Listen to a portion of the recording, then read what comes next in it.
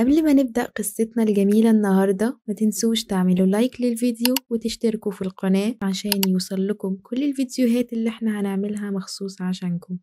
يلا بينا يا أطفال نسمع قصة جديدة وممتعة ونتعلم منها درس جديد في قناة 24 ساعة مع طفلك. يلا بينا. كان يا مكان ولا يحلى الكلام إلا بذكر النبي عليه الصلاة والسلام. كان في حمار كان مغرور بيمشي في الغابة زي عادته وبيتباهى وبيتفاخر بنفسه وبحجمه وصوته وبقوته كمان، وكان بيمشي بين الحيوانات ويستهزأ بيهم كلهم عشان هم أصغر منه وأضعف منه كمان، وبيمشي بينهم وبيقول لهم أنا أفضل منكم، أنا أحسن منكم كلكم. وبيروح للأرنب يا أصدقائي كل يوم وبيتباهى وبيستهزأ بيه وبيقوله أنا أفضل منك، أنا أحسن منك، وكمان ليا نفع أكتر منك وحجمي أكبر منك، أما أنت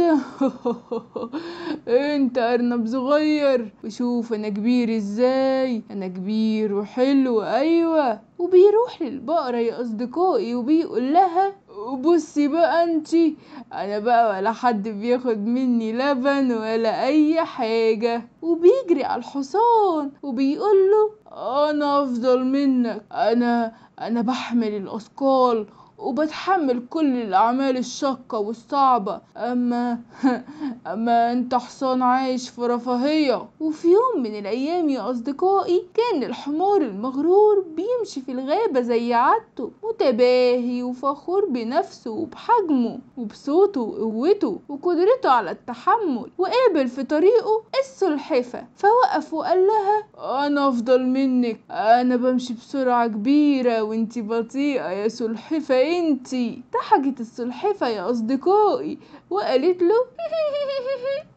قولي بقى انت اسرع مني؟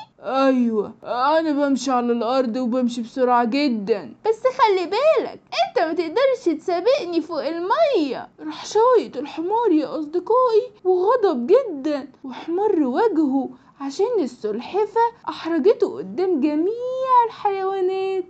انا هسبقك فوق المية وهتشوفي وحجري اكتر منك. تعالوا نكمل قصتنا الجميلة ونشوف هيحصل ايه. وفعلا يا أصدقائي جرى الحمار عند النهر ومشى فوق المية، بس أول ما حط رجله فوق المية وقع في المية وكان هيغرق، وكانت حالته حالة ونسى إن الحيوان الوحيد اللي موجود وسط الحيوانات دي ما بيعرفش يعوم. اجتمعت كل الحيوانات وأنقذت حياته، زعل من نفسه قوي واعتذر من الحيوانات بخجل شديد وقال لهم انتوا احسن مني، انتوا بتعرفوا السباحة وانا لأ، انا ياما استهزأت بيكوا وياما كنت فخور باللي انا كنت بعمله، بس ما كنتش اعرف ان في حاجات تانية انا ما اقدرش اعملها انتوا ممكن تعملوها. سامحوني يا اصدقائي، سامحوني، انا بعد كده هبقى متواضع، مش هبقى فخور بنفسي ولا هستهزأ بحد، وهعرف ان كل واحد ربنا خلقه سبحانه وتعالى ليه قدرات خاصة يقدر يعملها وغيره ما يقدرش يعملها، واحمد ربنا على اللي انا فيه، وعمري ما هستهزأ بحد تاني. كل الحيوانات يا اصدقائي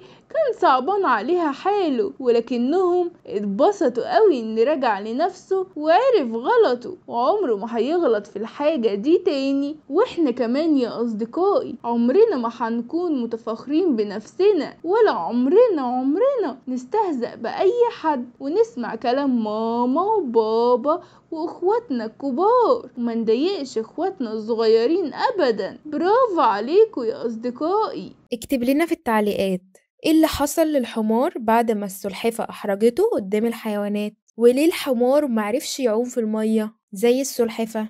واكتب لنا في التعليقات ايه احسن قصة سمعتها في القناة واتعلمت منها ايه. ودلوقتي هنشوف صور أصدقائنا الحلوين والمتفوقين، متفوقي مدرسة الياسمين الخاصة.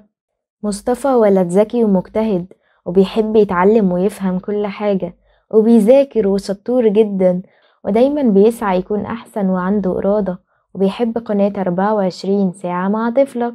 وياسين ولد شاطر ومجتهد وبيحب المدرسة، ودايما بيسعى يكون أحسن وعنده إرادة، وبيحب قناة 24 ساعة مع طفلك.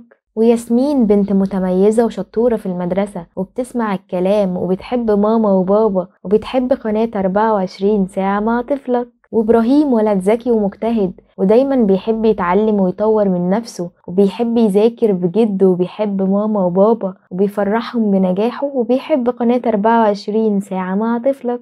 وليان بنت شطورة ومجتهدة في المدرسة، وبتحب ماما وبابا وبتحب قناة 24 ساعة مع طفلك. وبراء ولد شطور وذكي، ودايما بيجتهد وبيحب يتعلم حاجات جديدة، وعنده طموح كبير، ودايما بيحاول يكون من الأوائل، وبيحب قناة 24 ساعة مع طفلك. وزين ولد شطور وذكي وبيحب المذاكرة، ودايما بيجتهد عشان يكون من الأوائل، وعنده عزيمة قوية، ودايما بيسعى للنجاح، وبيفرح ماما وبابا بتفوقه، وبيحب قناة 24 ساعة مع طفلك.